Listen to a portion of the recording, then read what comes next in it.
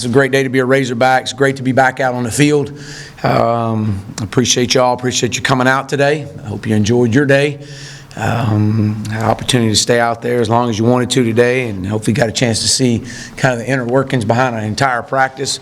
I thought our energy level was the best it's been all spring, and we've had some really good energy days, and I thought it started off strong and remained strong for the majority of our practices. So I was really excited to see that. It was really good to see the guys excited to be back out on the field. It's been a while since we've been out on that practice field, taking spring break, but those guys got out there. They got after it. We did a few things a little bit different. We did a lot of emphasis work today, which was scripting in some hard looks on both sides of the ball. So it was great to see to see both sides of the ball be strained in some different areas, and that'll continue that way for the next few practices. The way we'll do that. I thought Mike Woods. Let me get with Mike Woods and Austin Capps. We're not out there today. Obviously, Mike was. He'll be in yellow. He's done for the rest of spring. He had surgery on his wrist. He'll be back in early summer. I expect him back. Austin Capps has the flu. But I thought overall today there's some things that stand out. I thought offensively we did some really good things in the times that we had what we call an open field, to where nobody was scripting for any emphasis. It was just kind of wide open base calls, first down, play second down. I'm excited to see that. I thought Ben Hicks is really coming on. Doing some good things. John Stevens doing some good things. It was good to see Dalton Hyatt back out there today after breaking his index finger, his pinky finger. So it was good to have him back out and throwing the ball around a little bit today. But there's some good things. We moved Myron Cunningham, got some work inside today. We've been really pleasantly surprised with Myron and excited about him. He's going to be a great addition to this football team, and he's definitely creating depth, and he's pushing guys, and it's really showing. Watching Colton Jackson play right now, Dalton Wagner's really doing some really good things. So I'm excited where our offensive line is going. We're a long way away. It's tough to block Sosa. Sosa has been disruptive all spring, and one thing we ask of him is his consistency. Can he continue to be this way and continue to play with the technique and the pad level that we're asking? So overall, I was pleased to get back out on the field, pleased with today's practice, and just excited to see the energy level and this football team continuing to grow. So with that, I'll open up. Is that more of a long-term deal with Myron? You plan to look at him there for a while, and also how has Ryan Winkle looked at the other guard spot? Ryan is growing as you would expect as a redshirt freshman. He's got his ups and downs, but I'm really excited about him. He's had a good spring. I believe he was sick early on for a couple days in spring, but to get him back. So he'll keep growing. He's at right guard right now, and so we're just kind of moving some guys around and letting him get some work. But as far as a long-term plan for Myron, it's he's getting into our top 5, and we got to find a place to put him on the field. I mean, he's got a chance to be a really special player. We've been really pleased with him. So we'll see. We're going to keep working him. He looks really good at tackle, but he's really pushed Colton Jackson, and Colton's having as good a spring as he's had. So that's great. So we're trying to find is his best fit for this football team inside, and that was kind of what today and the next few practices will be about. Coach, do you feel like the wide receivers have developed a consistency and chemistry so far with Hicks and the other guys? I do. I think we've gotten better. I think a lot of the technique, the fundamentals of being a good wide receiver and what it takes is something that we have continues to stress. We haven't added a lot on these guys, but just the small, intricate details of just from catching the football at the top of your route and drop, step, and go, and things like that. I think they've gotten better. I'm excited. I know Coach Stepp is excited about the leadership in the room. It's disappointing that Mike Woods is not going to be able to. He needed spring. He really needed this. He was having an outstanding spring. Trey Knox continues to be really, really a pleasant addition to our football team. Made some really good plays today out there. Again, he's got to learn to play when he gets tired, but that usually happens with a lot of the young guys. So we're getting there. Chad, Ben was up here saying that you're still kind of looking for an offensive identity, and then when you get that, it feels like y'all are going to kind of break it open. Mm-hmm. What are your thoughts about that, what you want the identity to be? Well, I mean, we want to be good at what we do, and it's not about how much we do, it's about how well we do it. And for that specifically, and been heavily involved in that. I'm heavily involved in the fact that this is how we're going to look, and this is what it's going to look like, and this is how we've got to get good at the different things. And so, a part of that is because of and causing us to do our practices over the next 4 to 5 practices like we did today. A lot of I want to see what we do against some bad looks. You can't call a perfect play every time. It's not going to happen. And so scripting for emphasis, you may get a tackle for loss. You may get a sack on it, but at least it's a great teaching moment right now to teach these guys that if this call is called into this look, this is how it should have been handled. So before we continue to add, we're going to get good at what we do. And obviously, we're an inside zone team. We run the power counter just like every other team in the country does. But we've got to be able to block it against the different looks and different movements. And we've got to understand what the answers are. And throw our base passing game against the coverages that we see in this league. So. Yeah, Coach, Ben came in here and said that Sosa's kind of looked like a man among boys at times, just and been really disruptive. What stood out about his spring to you? Well, I think he has accepted the buy-in of moving inside and understands that if he could continue to focus every day on just his technique and his fundamentals, that he could be as good as there are in our league. But it's about being consistent, and that's been my challenge to him, is how consistent can you be? And I know that's Coach Chavis's and Coach Ingram's challenge to him, is how can you play consistently? Anybody can go out there and play a little bit, but can you consistently play at the high level that you tell us you want to be at?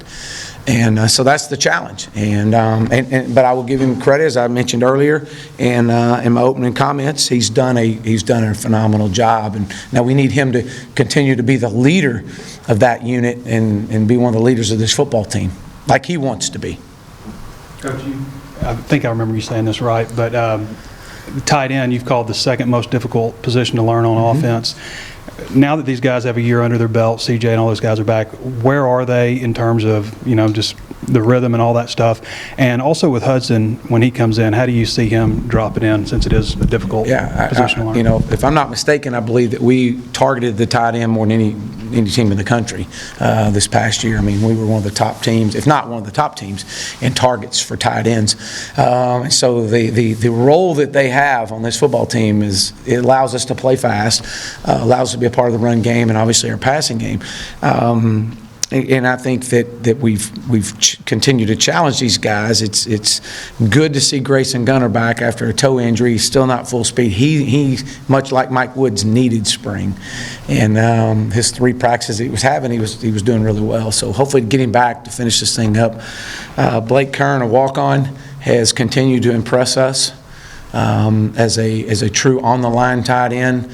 A blocking force, very physical. I've been very pleased with Blake. Obviously, CJ, we know what CJ is capable of doing.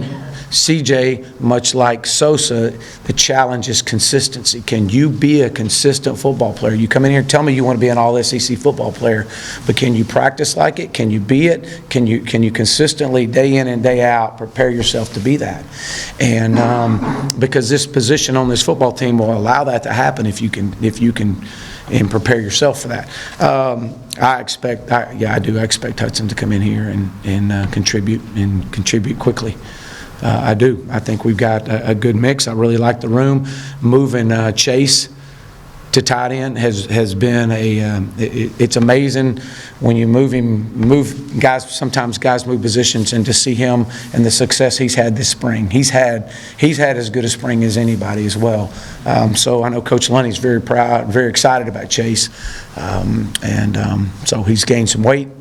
He looks good and runs good routes, and so he just looks like. And I tell him all the time when I see him, I said, "That you look like you're at home now."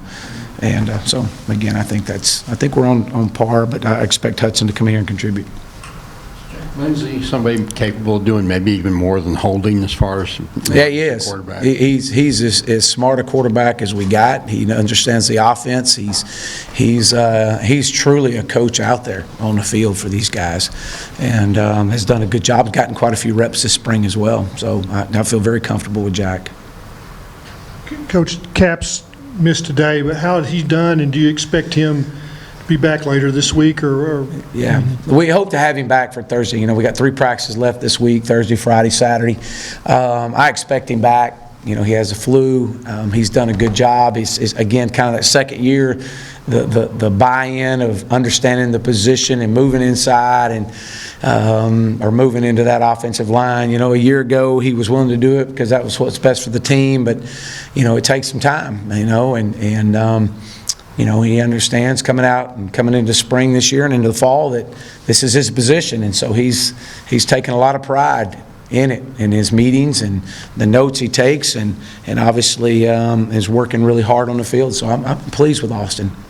the scripting for tough looks, is that traditionally something you've done, or is that something that, based on what happened last season, that Yeah. you wanted to change? A lot of it is based on last season. We have done it. We have. We haven't done it as much as we did today, as far as the number of periods today that we did. We did it in both Skelly and in team settings. But talking to the coaches, that was something that we felt like that, man, we've got to do that. We've got to give a good look on both sides of the ball. It's one thing to line up a scout group or your second defense to be an offense for you and let your number one defense go against that during a team separate period. You're not going to get a whole lot of good out of it outside of just alignment. And so that's why we did a lot of crossover work today, and we'll on Thursday as well. Coach, Justice Hill, was he out there? I didn't see him. Does he plan to be here? I don't know. I haven't heard from him. Ben was saying that the defense has gotten to blitz a whole lot, which created adversity in some situation. How much harness do you put on Chief? How do you handle that? Well, I think we talk all the time, both sides of the ball, constant communication, and a lot of it today was scripting. We wanted to see a lot of pressures, and the pressures that they've been bringing, and be able to prepare and try to pick those up. So. No, it's all a part of the plan. As you install, you always cross over and work with each side of the ball. And hey, this is the pressure going in today. These are the formations going in.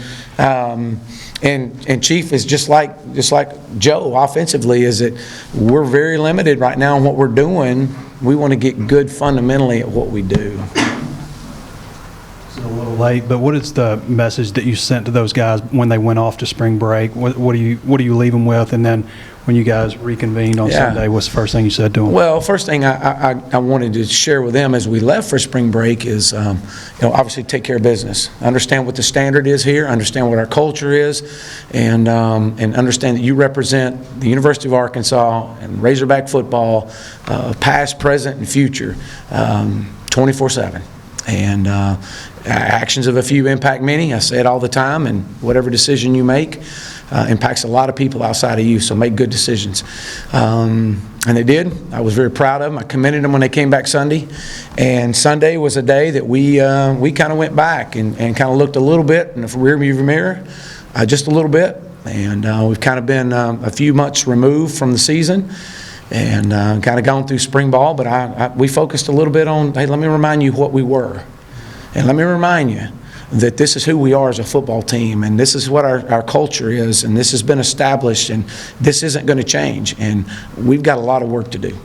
And what I expected to, what I was excited is what I saw today after meeting with those guys Sunday. Because I challenged them that, hey, look, when we come out there Tuesday, we got 8 practices to get this football team ready for the summer.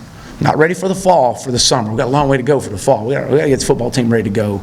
And I wanted to see it today, and so they have. So I've been very pleased with that. And again, I think it's the second year. Your culture's in place. They understand what we're going to allow, and they're responding. And I'm very proud of them. So. Leaders for this team, what do you see? Well, I wish Scooter could go through spring. We know what he can do as a player, but he's the leader of the football team. There's no getting around that. I mean, he's one of the top leaders. We've challenged Sosa. We've challenged him to be a leader in a positive way and continue to push on that. But as you look at Scooter, he's one of the guys that we really strongly look at. When you look offensively, I think Rakeem Boyd's eventually going to be a leader. Again, I wish he could go through spring, but guys listen to him. So, there's a few. We're going to narrow that leadership down. We've got a spring Hogs committee, which is some of our leaders at each classification. But, and then let those guys kind of run it, see how we are. Is Sosa part of that, or is it working as well? I think he is part of it. He's part of our Hog Spring Committee, and he'll continue to keep doing what he's doing out on the practice field, and he earns a lot of respect from guys. Any more? Thanks, Coach. All right, thank you.